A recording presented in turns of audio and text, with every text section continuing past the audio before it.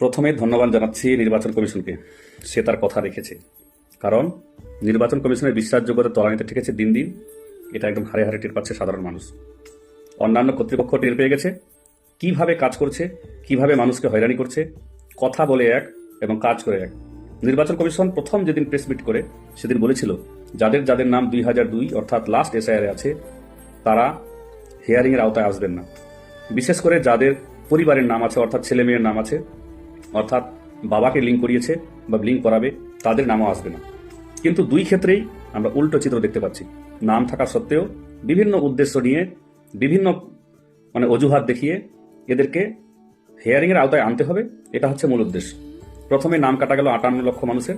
উত্তরপ্রদেশে গণহারে কার নাম কাটা গেছে 2,89,00,000। কার নাম কাটা গেছে?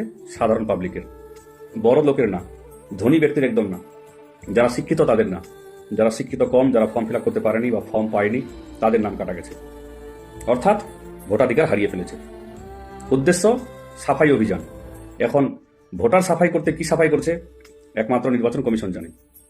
বিশ্বাসযোগ্যতা কেন বলছি তলানে ঠেকেছে? আমরা বিভিন্ন ক্ষেত্রে কাজ করে আসছি। বিশেষ করে আমি পঞ্চায়েত ডিউটি ছিল গতবার আমার হেমতাবাদের কৃষ্ণবাটি প্রাইমারি স্কুলে।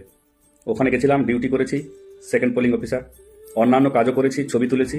কিন্তু 15 দিন পরে আমার নামে নোটিশ এসেছে ইমেইলের মাধ্যমে যে আপনি অনুপস্থিত ছিলেন, তার জন্য আপনার যেটা টাকা দেওয়া হয়েছে সেটা ফেরত দিন।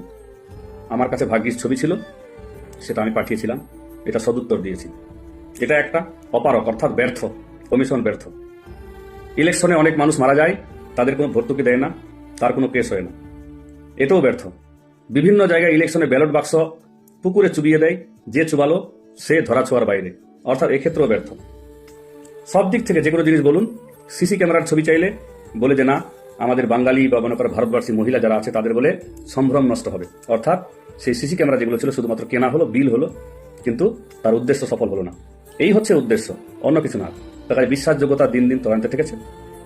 একটাই প্রশ্ন সবারই, যে ভারতবর্ষের আরপি অ্যাক্টে কোন ধারায় আছে যে একটা ব্যক্তির 6 জন সন্তান হতে পারে না? এই 6 প্রজেনি যেটা আছে এটা নিয়ে সব হিয়ারিং করেছে, যেটা প্রায় 80 থেকে 90% কেস এই 6 প্রজেনি। আমি নির্বাচন কমিশনকে অনুরোধ করছি, আমরা 4 ভাই, 3 ভাই আমাদের বাবার সঙ্গে আর কি লিঙ্কেজ করিয়েছে। আমার 2002 এর লিস্টে নাম ছিল। 3 ভাইয়ের নোটিশ এসেছে। কেন বলছে নির্বাচন কমিশন? আমরা 6 ভাইয়ের বেশি। তো অনুরোধ নির্বাচন কমিশন, আমার যে হারানো 3 ভাই আছে একটু তাদেরকে খুঁজে দেওয়ার ব্যবস্থা করুন। আপনার তো সোর্স অনেক, হতে পারে আমার তার মধ্যে বোনও থাকতে পারে একটা, আমার তো বোন নাই। ওই যে বলছেন 6 জনের বেশি, হারানো বোন বা হারানো ভাইকে যদি ফিরিয়ে দেন, সম্পত্তি আমাদের আছে, তারাও তো ভাগ পাবে। এটা একটু খুঁজে দেবেন নির্বাচন কমিশন। অহেতুক এগুলো সব, মানুষকে বিশ্বাস করাতে পারছি না। গ্রামে আমাদের ছেলেটা বাপের একটাই বেটা, তাকেও বলছে তোমরা 6 ভাই 6 বোন। বুঝে নেন, সেম নাম পেয়েছে, মেরে দিয়েছে যে না ওটাই ওর বাবা। তো ভুল তো করেছে সফটওয়্যার, এআই। যে এআইটা নিজেই লজিক্যাল ডিসক্রিপেন্সি, অর্থাৎ নির্বাচন কমিশন নিজে এখন লজিক্যাল ডিসক্রিপেন্সির মধ্যে পড়ে গেছে। আমরা সাধারণ পাবলিক পড়িনি, আমাদের অজুহাতে ঘোরাচ্ছেন বিভিন্ন জায়গায় বিচারিতা। আমরা যখন ফর্ম 6 ফিল আপ করি ওখানে এজ প্রুফ হিসাবে প্রথমেই লেখা আছে আধার কার্ড। অ্যাড্রেস প্রুফ যখন ওখানে ক্লিক করি চলে আসছে ওখানে আবার আধার কার্ড। তাহলে এখান থেকে প্রমাণ হলো নির্বাচন কমিশন বলছে যে আধার কার্ড এজ প্রুফ এবং আধার কার্ড অ্যাড্রেস প্রুফ। যখন এসআইআর হলো তখন যে না আধার কার্ড এজ প্রুফও না, আধার কার্ড আবার অ্যাড্রেস প্রুফও না। অর্থাৎ আধার কার্ডটা হচ্ছে আইডেন্টিটি। এটাকে বলা হয় দ্বিচারিতা। আপনার বেলায় ঠিক, আবার অন্যের বেলায় খারাপ, অর্থাৎ দিনে একটা রাতে একটা, এই চলছে। আমরা যে এসআইআর পর্বের আগে অ্যাপয়েন্টমেন্টগুলো পেলাম, অনেক বিএলও বন্ধু বান্ধব পেয়েছে, তারা হামেশাই এখন ঘুরে বেড়াচ্ছে। কেন? তারা অ্যাপয়েন্টমেন্ট গ্রহণ করেইনি। তাদের এগেনস্টে অ্যাকশন 0। কেন? বিশ্বাসযোগ্যতা 0 নির্বাচন কমিশনের। তাদের যে নোটিশ করা হতো, বেতন বন্ধ করা হতো বা শোকজ করা হতো, কিচ্ছু করা হয়নি। তারা নাম কাটিয়ে ফেলেছে। আমরা এই যে ভুক্তভোগী, এখন প্রথমে ফর্মে সই করেছি, ওখানে বলেছিলাম যে না এই ভোটারগুলো আমার এখানকার, তারা এই ম্যাপিং করেছে, এটা সঠিক। সে কথা অমান্য হলো, হিয়ারিং হলো। আবার লজিক্যাল ডিসক্রিপেন্সি আসলো, লেটার হেডে মুচেলকা দিলাম। মুচেলকা দেওয়ার কারণ যে আব্দুল কালাম আর কালাম আব্দুল একিলো, গনি আব্দুল আব্দুল গনি একিলো, সুকালু শেখ সুকালু মোহাম্মদ একিলো, এগুলো সব মুচেলকা দিলাম। তবুও বিশ্বাস হলো না। এবার বলছে হিয়ারিং। মূল উদ্দেশ্য হয়রানি করা, কিংবা কোনো একটা দলকে খুশি করা বা কোনো একটা দলকে তার সুবিধা পাইয়ে দেওয়া, এটাই হচ্ছে মূল উদ্দেশ্য। এখন কমিশন আর কমিশন নেই, যে কোনো পার্টি কারো হয়ে বিপক্ষে বা পক্ষে, এটা সবাই জেনে গেছে। শুভবুদ্ধি সম্পন্ন যারা মানুষ তারা জেনে গেছে মূল উদ্দেশ্য কি। তো যেহেতু হিয়ারিং হয়ে এসেছে, মানুষকে তো তার জবাব দিতে হবে। তো নির্বাচন কমিশনের কাছে অনুরোধ, আপনি প্রশাসনকে সহযোগিতা করে একটু দেখুন যাদের এই হিয়ারিং এসেছে, যেন এগুলো আমাদের নিকটস্থ কোনো প্রাইমারি স্কুল বা আমাদের নিকটস্থ কোনো হাই স্কুল কিংবা পঞ্চায়েত অফিস এগুলো জায়গায় হয়, যাতে মানুষের যাতায়াতের খরচটা বাঁচে। কারণ মানুষ তো ইনকাম করে নিজে খায়, ট্যাক্সের টাকা দিয়ে আপনারা বেতন পান, আমরা বেতন পাই সব জনসাধারণ ট্যাক্সের টাকা দিয়ে, আপনিও বেতন পান ওই জনসাধারণের টাকা দিয়ে।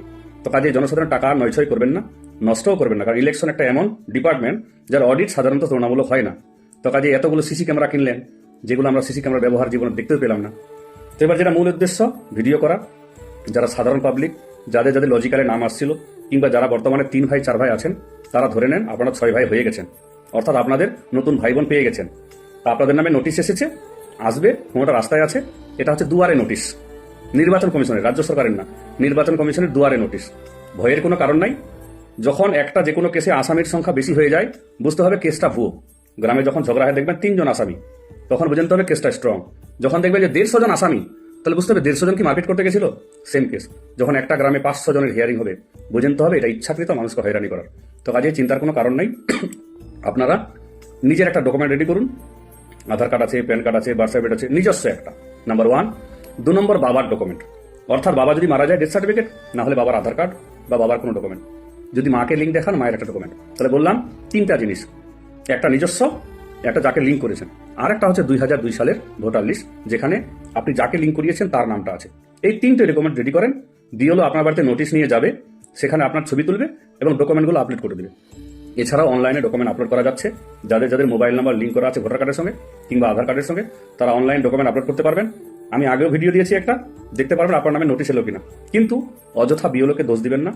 বিওলো যারা আমরা হাড় ভাঙা খাটুনি করে রাত বেরাত জেগে নিজের শরীরকে নষ্ট করে, কেন নষ্ট করে বলছি, আমরা কিন্তু ভাড়াটিয়া ধরতে গেলে আমরা কমিশনের দ্বারা ভাড়াটিয়া। আমাদের মূল পেশা হচ্ছে শিক্ষকতা বা অন্যান্য। আমাদের যারা এই ইয়ার আছে তারা এসআই আছে, কেউ বিডিএম আছে, কেউ ইঞ্জিনিয়ার আছে, একেজন একরকম। কিন্তু আমরা আপাতত ডেপুটেশন পোস্টে এগুলো কাজ করছি, কিন্তু আমাদের মগজ প্রায় শুকিয়ে দিল কমিশন। তো কাজেই এগুলো ডকুমেন্ট রেডি রাখুন। এগুলো নিয়ে যেদিন হিয়ারিং হবে সেদিন সবাই মিলে দল বলে যাব একসঙ্গেই। ভাবছিলাম বোধহয় ট্রাক্টর ভাড়া করবো ট্রলিতে করে, কিন্তু দেখছি এতগুলো লোক ট্রাক্টরে ট্রলিতে হবে না। কাজেই আমরা হিয়ারিংয়ে যাবো সবাই মিলে, আমরা সহযোগিতায় আছি। ওখানে গিয়ে ডকুমেন্ট শুধু জমা নিবে আর আপনার সিগনেচার করবে, একটা সিগনেচার। কিন্তু একটা কথা বলছি, অবশ্যই হিয়ারিংয়ে গেলে আপনার যে নোটিশ পাবেন সেখানে রিসিভ করিয়ে নেবেন। বারবার বলছি, যেই হিয়ারিংয়ে আসুক না কেন, যে কোনো অফিসার, ওখানে রিসিভ করিয়ে নেবেন যে আপনি উপস্থিত হয়েছিলেন। একদম বলছি এটা ভুল কোনো মতেই এবার করবেন না। আপনি হিয়ারিংয়ে গেলে অবশ্যই ওখানে যে অফিসার আসবে, এই আরও বা যে কোনো অফিসার, তার হাতে রিসিভ করে নেবেন যে না, এ অ্যারাইভড, অর্থাৎ সে এখানে উপস্থিত হয়েছিল, একটা সিগনেচার করিয়ে নেবেন। এটা আমাদের কাছে সবচেয়ে বড় অস্ত্র থাকবে। আর যদি পাশে কেউ ক্যামেরা নিয়ে যান, জিপিএস ক্যামেরায় ছবি তুলে রাখবেন, এটা সুবিধা হবে যে আমরা ওখানে গিয়েছিলাম কিনা। এটা কিন্তু মূল মন্ত্র বর্তমানের। কমিশনের বিশ্বাস নেই ভবিষ্যতে কি করতে পারে। তো কাজে আমরা যারা যাবো হিয়ারিংয়ে, ওখানে অবশ্যই আমাদের যেটা হিয়ারিং নোটিশ, ওখানে আপনি বলবেন, আপনি রিসিভ করে দেন যে আমি এখানে হিয়ারিংয়ে অ্যারাইভড, অর্থাৎ উপস্থিত হয়েছি, এটুকু জিনিস। আর ডকুমেন্ট তো আপনি সাবমিট নিজেই করবেন, অসুবিধা নাই। ওখানে আমরা বিওলো ডকুমেন্ট দিয়ে দেবো, কি ডকুমেন্ট ওটা লেখার দরকার নাই, কিন্তু অ্যারাইভড অর্থাৎ আপনি যে এখানে উপস্থিত হয়েছেন সেটা অবশ্যই সবাই কিন্তু এবার রিসিভ করিয়ে নেবেন। আর যারা যারা জিপিএস ক্যামেরা মোবাইল আছে, ওখানে আপনি একটা ছবি তুলে রাখবেন যে আপনি ওখানে আছেন, এটা জিনিস অনুরোধ করে রাখছে। তো কাজেই প্যানিক সরাবেন না, কোনো গুজবের ব্যাপার নাই কিছু, যা হওয়ার হয়ে গেছে। একটু যারা বাইরে আছে তাদেরও ব্যবস্থা হচ্ছে, অসুবিধার কোনো কারণ নাই। হিয়ারিংয়ে সবাই উপস্থিত হই, নিজের ডকুমেন্টগুলো দেখাই, অসুবিধার কোনো কারণ নেই। কাজেই ভালো থাকুন, সুস্থ থাকুন।